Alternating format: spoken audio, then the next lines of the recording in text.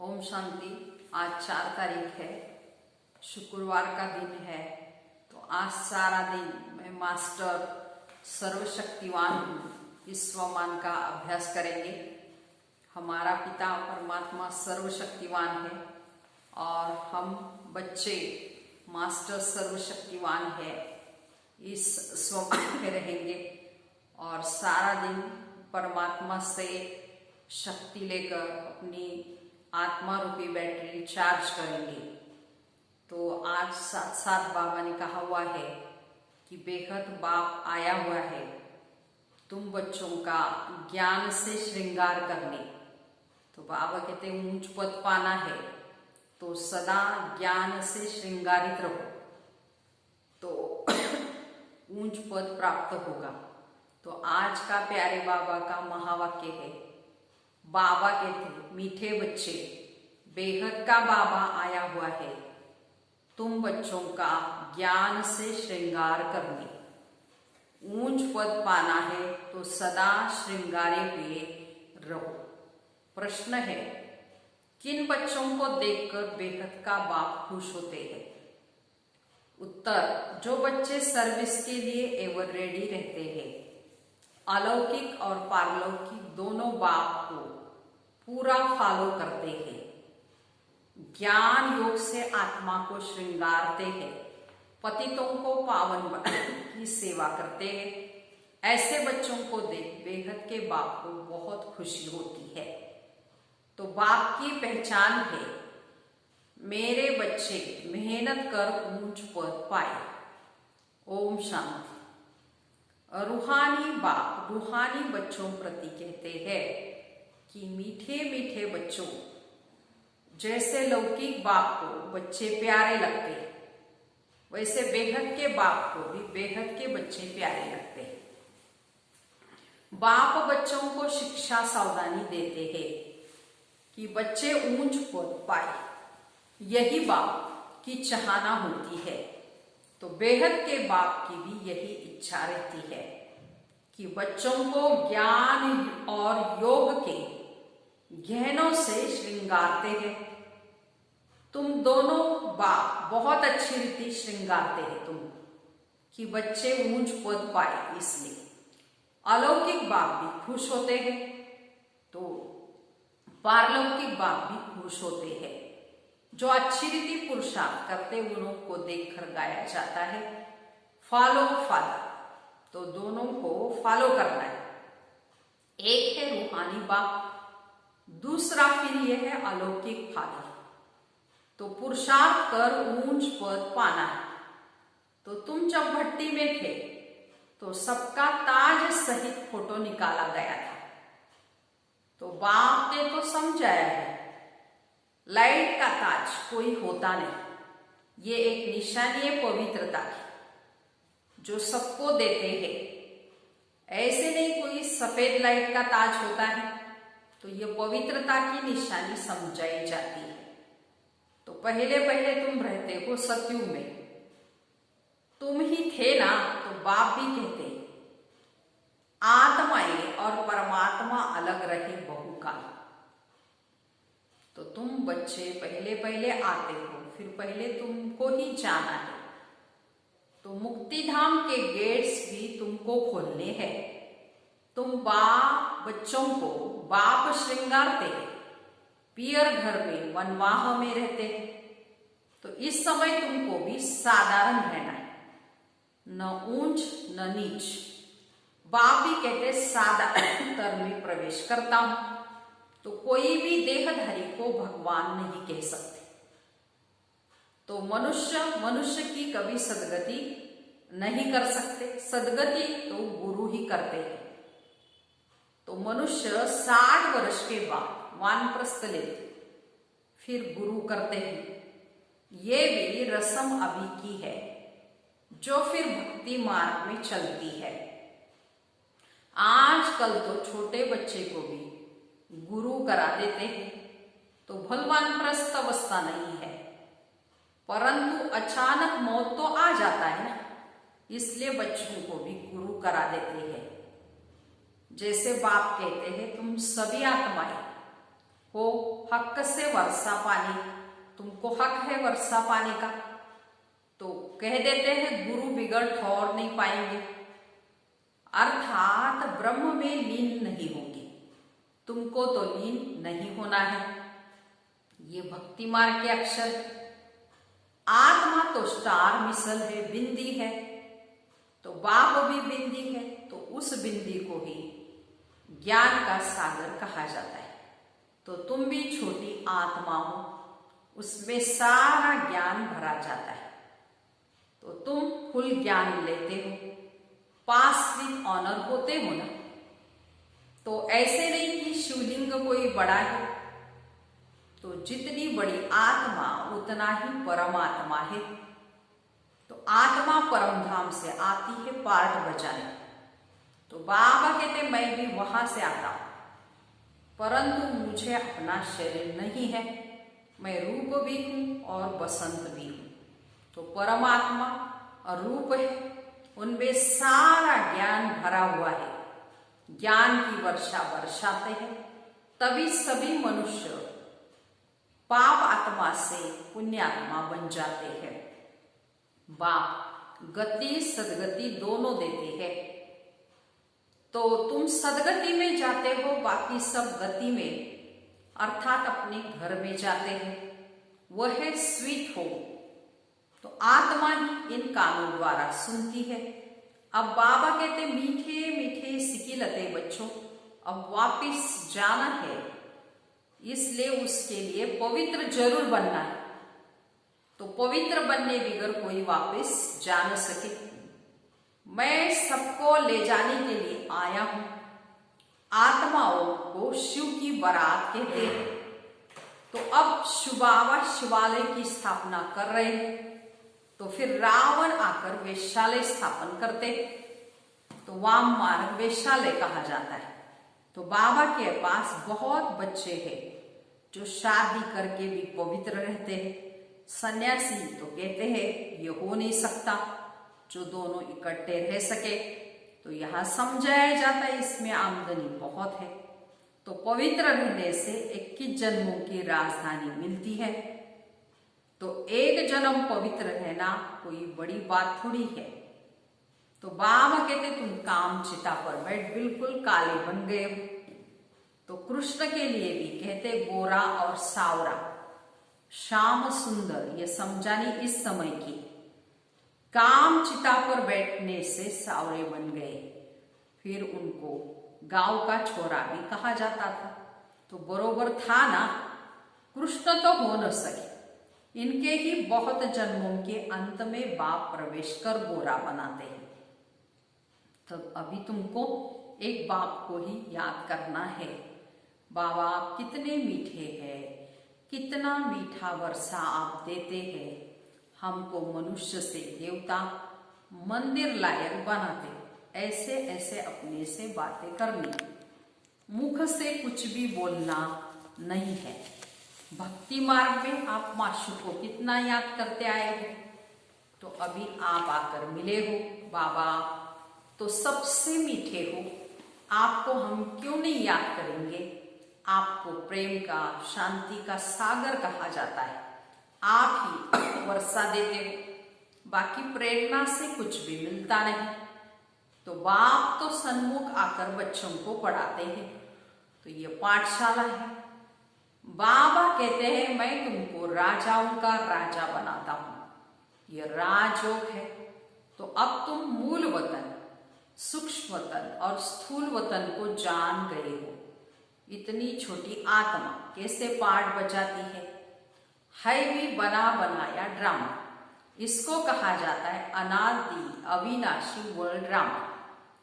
Drama फिरता ही रहता है, इसमें संशय की कोई भी बात नहीं। बाप सृष्टि के आदि मध्यंत का राज समझाते। तुम स्वदर्शन चक्रधारी हो, तो तुम्हारी बुद्धि में सारा चक्र फिरता रहता है।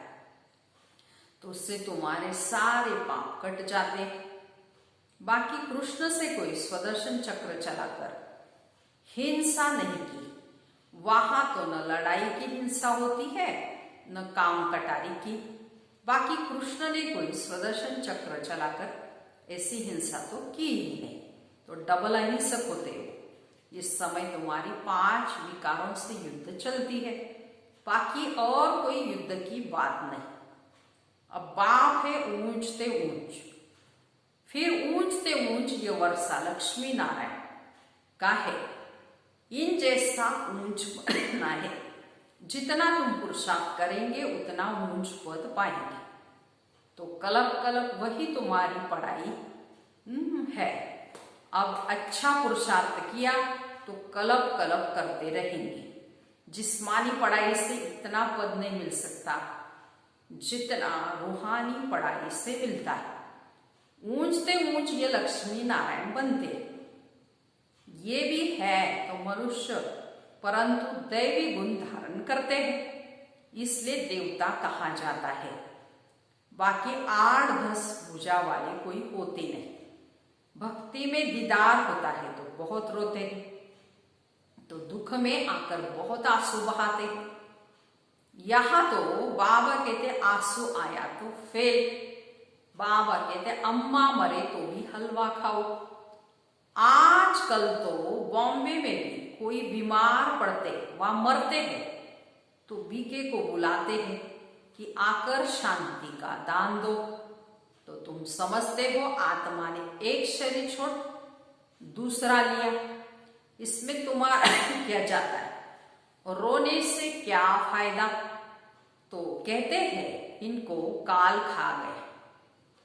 ऐसी कोई चीज है नहीं, ये तो आत्मा आप ही एक शरीर छोड़ जाती है, अपने समय पर शरीर छोड़ भागती है। तो बाबा कहते हैं बाकी काल कोई चीज नहीं है। सतयुग में गर्व महल होता है, सजा की बात नहीं। वहां तुम्हारे कर्म अकर्म हो जाते, माया ही नहीं जो विकर्म हो। तो तुम विकर्माजीत बनते हो। पहले पहले विकर्माजीत संवत चलता है, फिर भक्ति मार्ग शुरू होता है तो राजा विक्रम का संवत शुरू होता है। इस समय जो विक्रम किए उन पर जीत पाते, नाम रखा जाता है विक्रमाजीत। फिर द्वापर में विक्रम राजा होता है, विक्रम करते रहते। सुई पर अगर कट चढ़ी हुई होगी तो चुंबक खींचेगा नहीं, तो जितना पापों की कट उतरती जाएगी चुंबक खींचेगा। बाप तो पूरा प्योर है, तुमको भी पवित्र बनाते हैं योग बल से। तो जैसे लौकिक बाप भी बच्चों को खुश होते हैं, तो बेहद का बाप भी खुश होता है बच्चों की सर्विस पर। बच्चे बहुत मेहनत भी कर रहे हैं, सर्विस पर तो हमेशा एवर रेडी रहना है। तो तुम बच्चों को, पतितों को पावन बनाने वाले हैं ईश्वरीय मिशन। तो अब तुम ईश्वरीय संतान हो, बेहद का बाप है और तुम सब भाई बहन हो, बस और कोई संबंध नहीं। मुक्ति धाम में है ही बाप और तुम आत्माएं भाई भाई। फिर तुम सतयुग में जाते हो, वहां एक बच्चा एक बच्ची बस। यहां तो बहुत संबंध होते, चाचा काका मामा आदि। मूल वतन तो है ही स्वीट हो मुक्ति धाम। उसके लिए मनुष्य कितना यज्ञ तप आदि करते हैं, परंतु वापिस तो कोई जा नहीं सके, गपोड़े बहुत मारते रहते। सर्व का सदगति एक है, दूसरा ना कोई। अब तुम संगम पर हो, यहां ढेर मनुष्य है, सतयुग में बहुत थोड़े होते। स्थापना फिर विनाश होता है। अभी अनेक धर्म होने के कारण कितना हंगामा है। तो तुम 100% साल्वेंट थे, फिर 84 जन्मों के बाद 100% इनसाल्वेंट बन पड़े।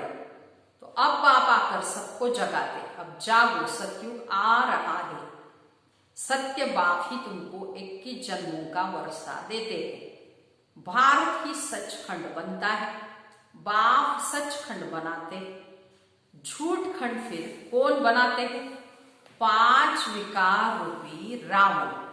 रावण का कितना बड़ा बुद्ध बनाते, फिर उनको जलाते क्योंकि यह नंबर 1 दुश्मन है।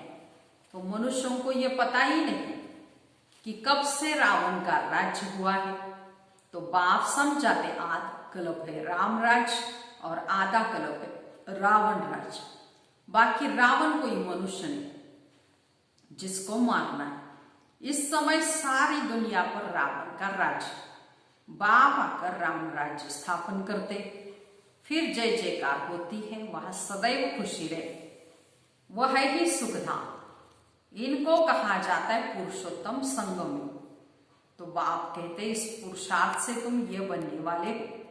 तुम्हारे चित्र भी बनाए थे, बहुत आए, फिर सुनंती कथनती भागंती हो गई।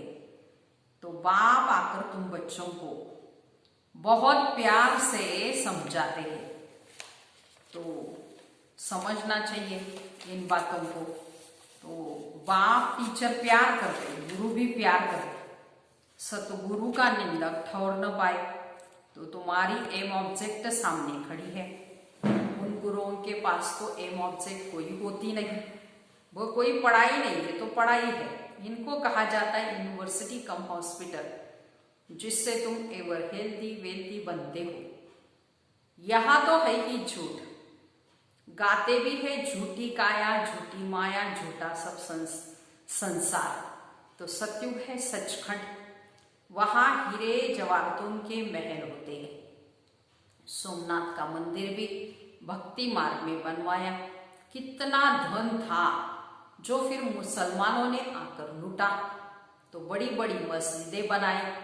तो बाप तुमको कारून का खजाना देते हैं। तो शुरू से ही तुमको सब साक्षात्कार कराते आए हो।